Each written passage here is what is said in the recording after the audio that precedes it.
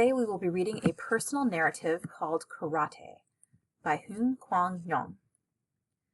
As we read, connect across the text. In Abuela Invents the Zero, Connie is unkind to her grandmother.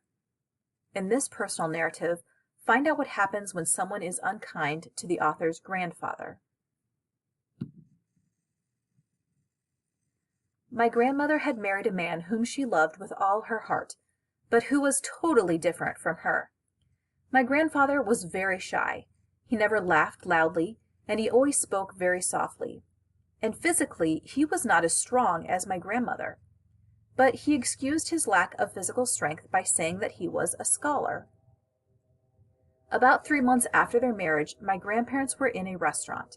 A rascal began to insult my grandfather because he looked weak and had a pretty wife. At first he just made insulting remarks, such as, "Hey, wet chicken, this is no place for a weakling."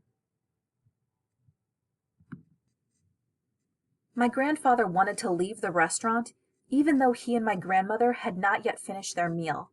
But my grandmother pulled his shirt sleeve and signaled him to remain seated. She continued to eat. She looked as if nothing had happened. Tired of yelling insults without any result, the rascal got up from his table and moved over to my grandparents' table. He grabbed my grandfather's chopsticks. My grandmother immediately wrested the chopsticks from him and struck the rascal on his cheekbone with her elbow. The blow was so quick and powerful that he lost his balance and fell on the floor. Instead of finishing him off, as any street fighter would do, my grandmother let the rascal recover from the blow. But as soon as he got up again, he kicked over the table between him and my grandmother. Food and drink flew all over the place. Before he could do anything else, my grandmother kicked him on the chin. The kick was so swift that my grandfather didn't even see it. He only heard a heavy thud. Then he saw the rascal tumble backward and collapse on the ground.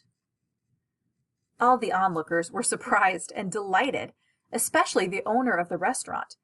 Apparently the rascal, one of the best karate fighters in our area, came to this restaurant every day and left without paying for his food or drink. The owner was too afraid to confront him. While the rascal's friends tried to revive him, everyone else surrounded my grandmother. They asked her who had taught her karate.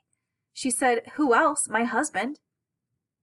After the fight at the restaurant, people assumed that my grandfather knew karate very well, but refused to use it for fear of killing someone.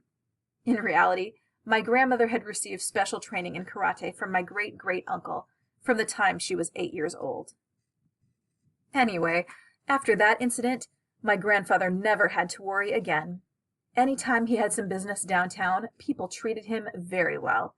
And whenever anyone happened to bump into him on the street, they bowed to my grandfather in a very respectful way.